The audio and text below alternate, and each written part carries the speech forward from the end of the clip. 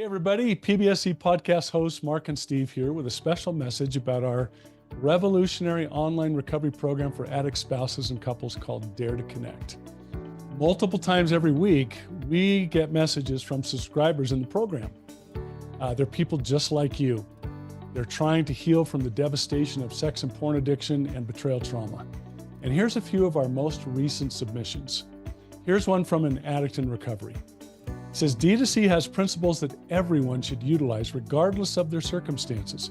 It doesn't matter your coping mechanisms. It matters that you want to work towards genuine connection with your partner. That's awesome. Another testimony from an addict continues on. My wife is just starting out in training as a licensed therapist. Dare to Connect has been far more useful to her than her degree. Wow. The way Mark and Steve apply what they've learned is always so redemptive. D2C has opened doors for my relationship that I thought would be shut forever. Mark and Steve are an incredible resource of information on the subject of sex addiction and betrayal trauma. We could not do this journey without their help. Here's one from a partner who's been with us for nearly a year. I want you both to know that it is because of you guys and D2C that I'm able to be in the place that I am today. I will always be grateful to you both for your feedback and prompt replies to my questions. I can't even come close to putting it into words how valuable my time spent with y'all this past year has been to my life. Thank you for everything you taught me about betrayal trauma and boundaries and thinking errors and loving myself and making myself a priority and standing up for myself. Love that submission. And then as we close out here today, guys, one more account from another addict in recovery. I wish I had a platform like this 14 years ago where I could have learned and done the hard work of recovery before I had done all this damage to myself and to my spouse. And to be candid with all of you, that's exactly why we created Dare to Connect. Mark and I found ourselves in that place. Messages like these and the others like them, they're what Dare to Connect really is all about, guys, and why Mark and I do what we do. Whether you're an addict or a partner of an addict, and no matter where you find yourself in the recovery process, Dare to Connect can take you to the next level. Don't wait another day to catapult your recovery forward. Today is your day for change. Visit us at daretoconnectnow.com to pick up your free 2-week trial of Dare to Connect today.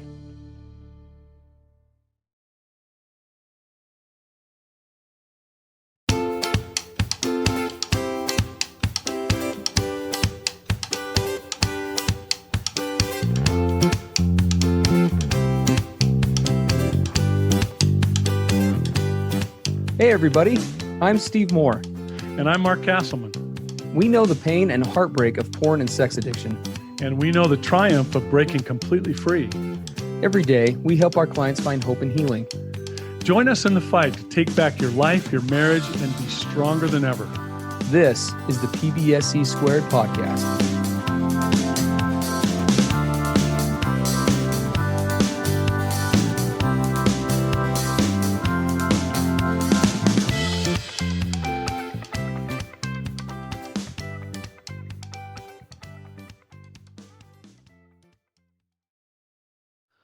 Welcome, everybody, to another episode of the PBSC podcast. It's great to be with all of you today. Steve Moore and Mark Castleman here, and we are addressing episode 324. Can I or we ever heal from his trickle truths, multiple D-days, and ongoing lies? Question mark, exclamation point. Yes. Not an uncommon topic that we talk about here. Probably one of the more bread and butter topics, and we know that every situation is a little bit different, and every situation resonates a little bit differently with the audience. And every situation, every podcast episode you hear here resonates a little bit differently depending on where you're at in recovery. So it is a topic that is common, and we're happy to continue to address it as long as we can keep bringing new dimensions to the table, which we'll definitely be doing here today. So a really good submission to address. I'll go ahead and read this, and then we'll jump right in because there's a lot to cover here today. And this is from a partner. Hi, guys. Your podcast has helped me so much after my first D-Day or disclosure day, for those who aren't familiar with that term, or discovery day, kind of used synonymously there. Thank you for all your work and dedication. You are most welcome. I am currently married to my betraying partner. We have only been married for 2 months now. We had been dating for 3 years. We had rings bought, and I knew proposal was on the way. I was divorced from an alcoholic. and my new partner was so wonderful. I thought I had found this amazing guy. Then Discovery Day happened. I learned not only was he addicted to porn and masturbation, he had been visiting prostitutes as well. His addiction was has encompassed a 30-year span. I decided to stay with him. He immediately got into SAA, which for those who don't know is Sex Addicts Anonymous, one of many 12-step fellowships out there for sexual addiction and compulsion. Got with a CSAT, which for those who have not heard that term is a certified sexual addiction therapist. That's a certification that I have, and started recovery. We had a blocker on his phone, and I had access to all devices. I started therapy as well. We had formal disclosure, which is something you facilitate with a therapist typically. We're inferring that that's what she did, and he passed a polygraph with the disclosure. We were married, and 1 month after marriage, one night I decided to check his phone. I found texts on his phone from years ago, so they were very old, but the content was evidence that he had lied to me, lied in his disclosure, and lied to his therapist. It felt again like a discovery day. The first discovery day was full of trickle truth. Now, once again, over a year later, more trickle truth. He swears once again that now I know everything, and he wants to do another disclosure. I know what he wants me to know about his past. He had sexual abuse more than once in his teen years. His family history was full of being told he was not good enough. But how do I ever trust any of this again, are my thoughts. He has gotten physical, in parentheses, shoved me into walls twice during fights after the second discovery day. He talks about how we both need boundaries. But my thought is, how does he have a right to boundaries? Is there actual hope when complex trauma has happened like this? Even if we healed through this, how do you ever heal from triggers when they are everywhere? He doesn't seem to understand why I get so upset when I see him glancing at another girl. Please help. This is a difficult submission. And I won't lie. I'll just own right out the gate. I always have to check myself a bit when I hear physicality gets involved, because it's easy for me to just become dismissive of a few things. And so we can talk about that in a minute, but we very much feel with this partner and can appreciate the difficulty of such a situation. Our hearts really do go out to her and to him, because this is a real conundrum for sure. Yeah. And unfortunately, this is not unusual. It's very common for betrayed partners, to experience multiple disclosure or discovery days, lots of trickle truthing, right? Even after formal disclosure, have additional truths about the betrayal come into play. Steve and I wish this was different. We have done other PBSE podcasts on why those in addiction lie. Why do we become habitual liars? Why do we have such a hard time just coming right out with the whole truth right up front? Why does there have to be all this trickling? Right? It's very unfortunate, but it's very much the way the addict brain works. It's he obviously, it's been expressed here that he has trauma in his background. He suffered from sexual abuse as a teen, suffered from a family history where he was constantly cut down and shut down, and right, everything that goes along with that puts someone into the place where they look at lying in many of its forms as a way to, quote, stay safe. And it's enormously difficult for guys in recovery to learn how to just live in truth and transparency at all costs. So we can really relate to this. The fact that she's feeling now the shock, the confusion, the anger, the fear, can we ever heal from this? Can I ever trust him again? All of that is fully legitimate and to be expected. And in fact, she needs to be experiencing these feelings and taking this seriously, because this is extremely serious. And as she said, this is the nature of complex trauma, right? Trauma on top of trauma. Lies on top of lies, betrayal on top of betrayal. She has layers and layers and layers of abuse from this guy. And she's experiencing now the fallout, the symptoms, right? The raw feelings and everything that goes along with it. So we absolutely validate her. She doesn't deserve this. She didn't cause this. She can't fix this. It's not her responsibility to do so. And she certainly didn't expect this outcome when she said yes to him for marriage. Yeah. So here we are. You know, and this is a bit of a difficult one, admittedly, to tackle because we don't have a lot of specifics about what either came out in the trickle truthing, right? And how that kind of squares with, what was shared in the original disclosure versus what she discovered after the fact. So the details are a little bit muddy, but we do need to talk about the reality of, second quote unquote disclosure or discovery days and the nature of trickle truth. Yes. This is not a new topic, but I'm gonna address it a way differently. I'm gonna amend what I've said in the past. I know that in the past on this podcast, I have said, that oftentimes when this happens, and when there's discovery following the rebuilding, that it in many ways is like a reset to a partner. Having navigated a couple of recent disclosures with clients and having looked at it a little bit further, I would say that that is absolutely the case in many cases, but in some cases, I actually see it worse. Yeah. And what I mean by that is when trickle truthing happens, not only are we built, and now we're back resetting for many spouses because of the increased complexity of the trauma that occurs, you actually take your partnership and your partner emotionally to a deficit level pre original trickle truth, if that makes sense. Mm-hmm. I think it actually compounds the damage now, would be my professional opinion.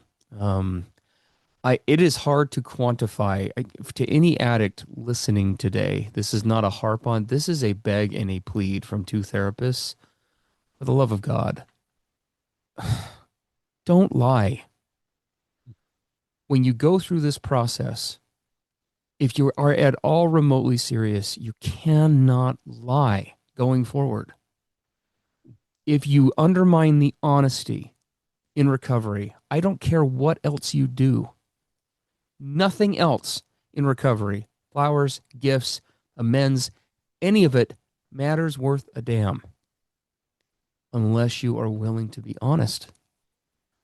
Your recovery will be undermined and you will damage psychologically and emotionally your partner in your marriage more than you can comprehend. Well, Don't do it. I couldn't agree with Steve more. After all the, us working at this for more than a couple of decades, that would be my number one rule, guideline, ultimatum, manifesto, whatever you want to call it, to these guys. Stop lying. Steve, I didn't understand this. Now I do a lot better because of all of the betrayed partners I've worked with, plus my relationship with my own partner. We cannot comprehend what it takes after a partner learns that they have been betrayed, after they learn that the whole relationship they thought they had has been one big giant lie, all the devastation, the wreckage that takes place. And now what does a betrayed partner have to do to be willing to come back to the table and say, okay, I would like to work this out. I am going to dare to trust again. I am going to dare to put my heart, maybe even just a small part of it, back on the table. Do we know what it takes for a betrayed partner to be willing to do that? And after going through all that, to be willing to do that, to dare to risk it again. And then we come in and we pile on more betrayal through our lies. Can we even fathom what that must be like for a betrayed partner? I dared to put myself out there, and then here comes the hammer on me again. Yeah. I mean, it's incomprehensible. It really is. And guys, again, we're not trying to slam, we're not shaming. No. You can't control how you receive this, but you are, I mean, really, truly, you are so much better off not embarking on this process if you're not willing to be honest. I would agree. Do with your that. spouse a favor and just own that. Wait, I better not get serious about this until I'm ready to be honest with you. And I know that's hard to hear, but I'd rather do that than hurt you more. Because honestly, having seen the outcome of both, I can tell you that 9 out of 10, conservatively spouses speaking, probably all 10, would say, yeah, if I had to choose between those two, I would choose that option. I mean, Steve, how incredibly courageous and wise and just amazing would it be if we heard an addict in early recovery say to his partner, there's a lot of history here that I have not revealed to you. Rather than me just jumping into this process and saying we're good to go, there are things that I'm still struggling with about whether I'm ready to bring them out into the open and to really reveal all of this. And until I am ready to reveal all of it, we need to put a pause on this relationship. Yeah. I mean, wow. What would that be like? I mean, again, nobody ever wants to hear that in a relationship, but it's just so much. It's not that that's a good option. It's that it's so much better than the other. Gosh, it's so, yeah. I mean, that's still devastating, horrible. Of course, absolutely. But there is so much heartache can be saved. And frankly, your relationship will have a better chance to wait until you're actually serious. I see too many men rush the process of disclosure. I see too many men give into the fear or not take the time. It can't happen, gentlemen. So anyway, we'll press on, but hopefully we apologize for the strong language. I'm getting a little colorful today already. We just started. Well, I try not to swear until at least halfway through a podcast. And here's the raw reality, Steve, that you and I, it's broken our hearts more than once. A betrayed partner only has so many of these in her. Correct. And how many times, Steve, have you and I worked with betrayed partners where the addict finally gets honest, finally gets really serious about recovery, and he's finally all in? And what does a betrayed partner turn and look at us and say? I'm so sorry, but it's too little too late. I don't have another one in me. Yeah. And we don't want to see any coupleships get to that place. Yep. 100%. 100%. So I guess we've hit that as hard as we can, but we hope that you hear the implorement and the plea, gentlemen. Please, please, please. When you embark on this process, if you can't do it honestly, just don't embark. Anyway, okay. Well, let's talk safety, because before you can do anything else here, usually, oftentimes when we talk about these in these podcasts, we do approach this from the baseline of reforming trust, and we were just talking about trust pretty heavily here a second ago. But we do need to talk about safety in this specific submission for a couple of reasons. So let's just talk about the elephant in the room first and foremost, the physical aggression. Okay, shoving during arguments is, we have in our notes that this is a serious red flag. That's pretty kind language. Right. Mark, I know, has a similar policy. I can tell you as a therapist in my office, I don't, with rare exception, do I ever tell anyone what to do or when to separate or whatever. Physical aggression is the exception that I talk about when I say with rare exception. If one cannot be physically safe in a relationship, from a biological, in addition to an emotional standpoint, you will not be able to cultivate trust. Nope. It's biologically not possible. Your reptilian limbic brain is not. If I'm worried if I'm going to be put through a wall or smacked across the face or something physical is going to happen, I can't emotionally engage even if I want to. It's not possible. You look at the research, Maslow's hierarchy of needs. If I don't feel physical safety, nothing else matters. That has to be addressed immediately. Whether that means a separation physically, him getting into anger management classes, both, something stronger, whatever that takes. But there is not a realm of reality in which one adult should be putting hands on another adult in an intimate relationship. Period. Point blank. End of discussion. And I was actually raised in a very violent environment where my mother was not safe, and myself and my sisters were not safe. And you can continue to engage with the perpetrator of the physical abuse, and we did continue to engage with stepfathers. But you know why we did? It was completely out of fear. It was completely go along to get along, shrink, disappear, get as small as you can, to not incite the anger of this person. And we could do a whole podcast on what that does.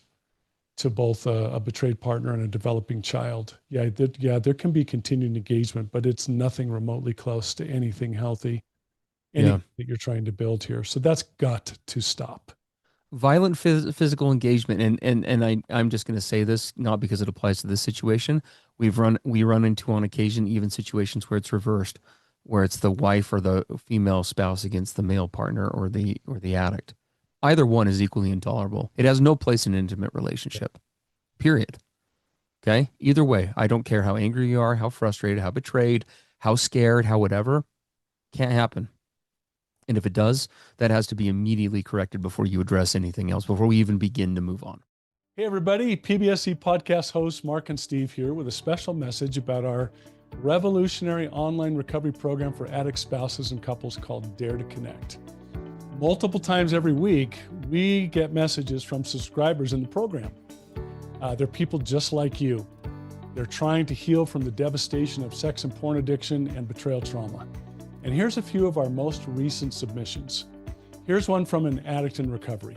It says, D2C has principles that everyone should utilize regardless of their circumstances. It doesn't matter your coping mechanisms. It matters that you want to work towards genuine connection with your partner. That's awesome. Another testimony from an addict continues on. My wife is just starting out in training as a licensed therapist. Dare to Connect has been far more useful to her than her degree. Wow. The way Mark and Steve apply what they've learned is always so redemptive. D2C has opened doors for my relationship that I thought would be shut forever. Mark and Steve are an incredible resource of information on the subject of sex addiction and betrayal trauma. We could not do this journey without their help. Here's one from a partner who's been with us for nearly a year. I want you both to know that it is because of you guys and D2C that I'm able to be in the place that I am today. I will always be grateful to you both for your feedback and prompt replies to my questions. I can't even come close to putting it into words how valuable my time spent with y'all this past year has been to my life. Thank you for everything you taught me about betrayal trauma and boundaries and thinking errors and loving myself and making myself a priority and standing up for myself. Love that submission. And then as we close out here today, guys, one more account from another addict in recovery.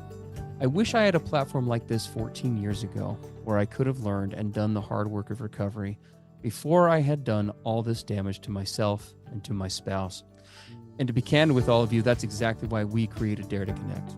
Mark and I found ourselves in that place. Messages like these and the others like them, they're what Dare to Connect really is all about, guys, and why Mark and I do what we do. Whether you're an addict or a partner of an addict, and no matter where you find yourself in the recovery process, Dare to Connect can take you to the next level. Don't wait another day to catapult your recovery forward. Today is your day for change. Visit us at daretoconnectnow.com to pick up your free 2-week trial of Dare to Connect today. Well, and I think as we're addressing this is why some might think that what she said in her submission was not balanced or fair when she said, he's now saying that we both need boundaries. And she said, how does he have the right to ask for boundaries here? Mm-hmm. And you can see where she's coming from, because until there is basic emotional and physical safety in this relationship coming from his side, there is no discussion about rebuilding trust or rebuilding this marriage, right? He doesn't get to put boundaries in place if he cannot even regulate himself at the basic level of her being physically and emotionally safe. I think that's what she's referring to. He wants boundaries, like we're talking about a reciprocated egalitarian relationship here. He's violent. He's out of control. Well, and admittedly, it does. Context matters here, and we don't have enough context to answer this concretely because it really does depend on kind of the circumstances involved. Just let's do share, and Mark, tell me if you disagree. Everybody has a right and needs to implement and enforce boundaries around themselves. But when I set, and this goes back to many podcasts you guys have heard us do on boundaries, we don't operate. We'd like to think here in PBSE and at Dare to Connect, we do boundaries the way they're meant to be done. Boundaries is probably the most discussed and least understood topic in all of therapy, at least in my opinion. It gets thrown around all the time. Boundaries have nothing to do with what another person does. They have everything to do with ensuring that my needs and or wants, depending on the boundary, are met if the other person is unable or unwilling to. Well, and when And I brought up, I was saying we can understand why she said, "How dare he ask for his boundaries to be met when we're not even past the place of me feeling physically or emotionally safe." I sure, understand where she's coming from. Now you're right, Steve. Right? I think that there's some misunderstanding in her submission about what boundaries are. it could be. They represent. It seems like that's Yeah. probably the case. But so from a personal perspective, everybody should have those. But I completely at the same time agree with Mark. I think we're saying the same thing. From a coupleship perspective, I mean, you're anything that doesn't address the physical safety and emotional safety, like Mark said, is just nothing short of putting the cart before the horse. There's no you're trying to address things that again your brain literally can't even wrap its head around. Even if you want to, even if both partners are like, yeah, let's just move, you can't. You literally can't. Your brain is not going to allow you to operate intimately in a space where you aren't sure something physical is going to happen to you. Yeah, let's talk about healthy boundaries on both of our parts while I'm shoving you into walls. Can we do Yeah, that? that does not that just has no place at the table. It just doesn't. So yeah, so do addicts get to have boundaries? Yes. And like we said, there is admittedly some confusion there. Everybody gets to have boundaries. But by the same token, and here's the other key to boundaries. I mean, I can set any boundary that I want. I as a husband with my wife Brittany could say my boundary is that I'm going to have an open marriage. I would never want to do that in a million years. But I have the right to set that boundary. I had a client do that once. I've had decided several. I've had who, several. who decided that was going to be his boundary. And Yep. I had the same discussion I'm having with you right now. It's a stupid idea, and but it is your right. But by the same token, what's her right? To say go pound sand. That Yep. doesn't work with my boundary and to leave. Right? So boundaries don't in any way trap the other party into adherence. I just want to make that clear. Right? Boundaries are always an invitation because we have no control over what another person does with them. Right? They're a statement, they're a declaration, but they are never a compelling force in a relationship. So No, and I can anyway. easily see when, and again, we don't know the context, but I've seen this happen so many times. I used to do it in early recovery. I would set boundaries in order to do what? To put control on others, to make them do or not do certain things, and to avoid accountability on my part. Correct. We're going to have some boundaries here. And boundaries are never tools of control or avoiding accountability, right? The addict's primary responsibility right now is what? What should this guy be focusing on before all other discussions?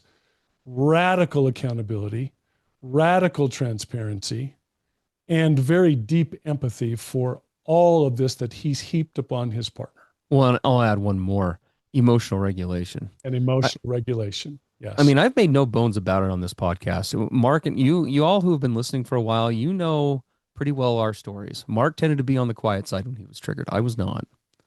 I got very emotionally aggressive in my relationship. Very emotionally aggressive. I even threw some things at the wall a couple of times. Never once did I get physical with Brittany, thank God. And if I ever had gotten to that point, I can tell you if I were to put myself in this situation, the very first thing I would be doing, if I'm at all remotely serious about this process, is I would be completely setting aside anything that doesn't involve me figuring out what's behind my anger and how to manage it. If you're serious about this relationship, you've got to get your shit figured out. I mean, there's just no other way to put it. Yeah. First, whatever baggage is behind that, it very well could, like Mark said, he has an understandable trauma profile. Reasons are not excuses ever. Yeah. Those may be reasons, they're not excuses. It is your responsibility as a partner in an intimate relationship to figure it out and figure out what is needed for you to regulate better. So And then let's give an example for this, for the sake of example with this. Let's say, and I can relate to this because I have a history of significant abuse as a kid. So I bring that abuse or brought that abuse history into my marriage. Right? I was betrayed growing up. I needed to have boundaries around my own emotional wants and needs So that if, for example, my partner was starting to scream or yell, and I felt that triggering me and triggering my old woundedness or my old childhood traumas, I need to have healthy boundaries around me as an individual to know when I'm feeling that and to draw the boundary around me that says, I need to take a break right now because I'm starting to feel all that woundedness come up in me.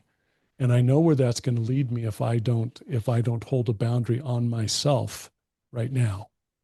And a boundary on my partner, right? We're not going to engage in toxic communication because I know what that will do in triggering me and probably lead me to behaviors that I and you are going to be very sorry for. There's an example of a boundary that this guy could and should be setting around himself. Boundaries are to protect safety, the safety of the individual or individuals involved. Boundaries are never to continue secrecy. Yep. And I used them for that purpose, for me to stay hidden, for me to stay incognito, to stay secret. I used boundaries, quote, boundaries for that all the time. Yeah. 100% agree. 100% agree. Well, let's talk about this. Let's talk about getting to the meat of some of this other stuff as we start to wrap up here. Time's flying, guys. Time's flying when you're having fun, right? Even on a really hard topic. This is so fun. I know. Trauma and triggers. Well, so let's talk about those for a minute. When betrayal trauma occurs on any level, one of the many common symptoms of that is what we refer to as hypervigilance, right? The brain recognizes a lack of safety or a safety deficit in a situation, so it increases its awareness. One of the instant thoughts is, where could I have been more aware, right? It takes the brain, the traumatized primordial brain has instincts built into it, and one of those is I'm going to pay closer attention, right? You can see this not just in people, right? I was out looking at wildlife recently with my family on a trip, and I'll tell you what, white-tailed deer are nearby where I am. They're absolutely beautiful animals. They're really common where I live, but they're really hard to get a glimpse of because the things are so flippin' hypervigilant. They are. They hear a twig snap from like 300 yards off, and you can see a herd of them they'll all be eating, and they all instantly. Yeah, their heads pop up, their ears perk up. Yeah. And they are gone in 2 seconds, right? So hypervigilance is very common and very understandable, right? We'd actually say that for a partner who, unless they're in a really Zen state and have done some really advanced recovery work, if that isn't present at least to some degree in the beginning, that might be a concern of itself. She said he can't understand, for example, why I become hypervigilant or triggered when I see him glancing at other women, for example, in public spaces. Yeah. I mean, she said, for example, he's been with prostitutes. He's had this pornography. Of course, she feels threatened. She feels in danger. And when she notices certain behaviors in him, right, him getting to the place where he can step back and do his work to understand, wow, okay, let me lean in with empathy and understanding about why she would be feeling this way. He has sexual abuse in his own past. Can he not relate to how he felt or still feels around people that abused him and why he was hypervigilant about their behaviors or facial expressions or threatening tones or whatever it is? He can lean in with more empathy than he probably realizes on this deal. Well, and the reality here as well is that, there is an element of, I think, acceptance that's needed on this guy's part. I mean, is it difficult? Is it hard to hear or hard to see when your partner's like that? Yeah. Absolutely. I remember as an addict pushing back against all the trauma symptoms of my wife. Why? Because it's like my wife, whether she's intentionally or not, she's holding up a mirror to my crap. Yes. My partner did not come into my marriage questioning what I was doing on the computer when she walks into a room. I taught her that. Mm-hmm. She didn't come wired that way. When I get emotionally reactive, my partner in the beginning did not, like, if I raise my voice at out in public or something, even just a little bit, and I see my partner recoil a little bit, which still sometimes happens. Do I like seeing that? No. Brittany didn't come into our relationship wired that way. She learned that response out of me losing my crap 55,000 times over time. And then can I tell you what one of the hardest things to face was for me? I got to the place in my recovery where I would see my wife's responses and I would go, oh my gosh, I am behaving in some ways like those who abused me. Right. And when my wife Right. brings it up, there's a part of me that wants to resist it and reject it because it starts triggering my own past pain. And I never want to admit that I might be in some ways like those people. Yeah. I would reject it outright as a self-protection. But it was something I had to face because I was mirroring and repeating some of those same kinds of behaviors with my partner. Yeah. That's hard to hear. So for the partner, we would say these are completely normal. These are completely understandable. Now whether those show up as toxic or not is completely up to you and is something that you need to be regulating because we don't know anything about how she's actually showing up in response to these things. Yeah. So and we've done many podcasts, some of them recent on that. So we'd encourage you to search our database for that and at daretoconnectnow.com. You click on the PBC logo up at the top, and there's an option for a contact form where you can send us questions, but there's also a place where you can search as well. But so on the partner's part, that is important. But on the addict's part, I guess I'll just say it as one addict to another. You have two choices. You can continue to fight against that truth and that reality because of pride, ego, shame, or all of the above, or you can choose to embrace it. Continuing to fight against it and continuing to invalidate your partner's responses and feelings is not going to get you anywhere in the realm of reuniting, reconnecting, or rebuilding this relationship. Yeah. So if you want to continue to resist, that is completely 100% your right, and we mean that. That's not a sarcastic statement, but plan on the relationship ending. Yeah. Because it's that if you can't connect with the pain that you have caused and acknowledge a partner's reality and at least you don't have to agree with it, but you do need to be able to validate it. And if that's not, if that's not a possibility for you, then the relationship's in trouble. Yeah. So, Yeah. Well, she asked, can there actually be hope? And as we wrap up, we say absolutely there can be, there is, because we've worked with people all the time in situations just pretty close to this one or worse. There's a few things that have got to be happening though, very specific conditions. She mentioned that he wants to do another disclosure. Oh man, what we have a lot to say about that, Steve. If he's really going to tackle another disclosure and she agrees that she's even open to such a thing, he has got to do this one absolutely thorough, deep, all in, every possible part of the past brought forward, carefully under the supervision of a qualified. This one had better be disclosure, right? Complete and absolute transparency and honesty right out on the table. well, and I mean, I don't. Again, we're lacking a lot of details here, so I don't know how that was facilitated or who it was facilitated by. I have extensive professional training from some of the smartest people on the planet when it comes to this disclosure business. That's part of my CSAT training and ongoing training, and I can tell you right now that rule number one when it comes to disclosures is that we do disclosures for partners, not for addicts. That's correct. This is, and I don't mean this in a flippant way, but to the addict who's listening, if indeed he's the one requesting, it's not about you.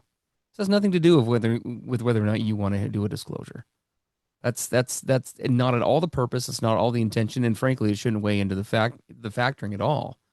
We do disclosures for partners to mitigate damage, to bring back transparency, and to begin healing, not to lessen your guilt burden. Yeah. That's not what it's for. There are other tools for that. So Yeah. So do you want this, right? so that's pretty pointed, but that's the reality. So if any redisclosure is happening, she should be leading the charge on that.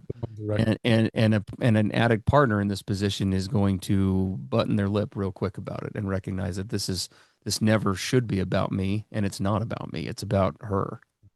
So The other couple of things, I mean, this guy he needs to seek out help and practice and engage with his support system about what it means to lean in with true empathy, true ongoing daily empathy, and what does accountability look like. He needs to dig deep on empathy and accountability. Go get the help. There's plenty of people out there to lead you and guide you about what those two things mean. And then his ongoing, actual, real, all in, both feet in recovery work on a daily basis. And then to be consistent. if she invites him to do another disclosure, and that's at her request, because that is for her, if that takes place and it all comes out on the table, the next priority is absolute, complete, consistent transparency and safety every day of the rest of your relationship. Absolutely. 100%. 100%. Gosh, guys, we have covered a lot today. We did. That's a lot of topics in one podcast. So yes. So is there hope here? Absolutely. But only if there is a real U-turn, I think, on his part. Again, we're just going off of her narrative. So we recognize that's just one reality among many. But as long, rarely do we see a relationship that is not reclaimable or one that cannot be better than ever, as long as both people are fully willing. But that is oftentimes the real crux. Yeah. The willingness. It can't be built on promises. It's built on long-term patterns of trustworthy behavior. Like my wife started to tell me, Mark, talk is cheap. Show me. Yeah. Show me every day. So cultivating willingness. Well, where do we do that? Well, 12 steps, great. Can be helpful. Therapy's great. Can be helpful. If only there was a program that costs less than the cost of two therapy sessions a month. For some of you, depending where you live in the country, less than one therapy session a month. Yeah. Where you could do that. Guys, come on over to Dare to Connect. $295 a month with a 2-week free trial to come try it out without any obligation. 5 hours of content every single week, live, interactive for addicts, partners, and couples.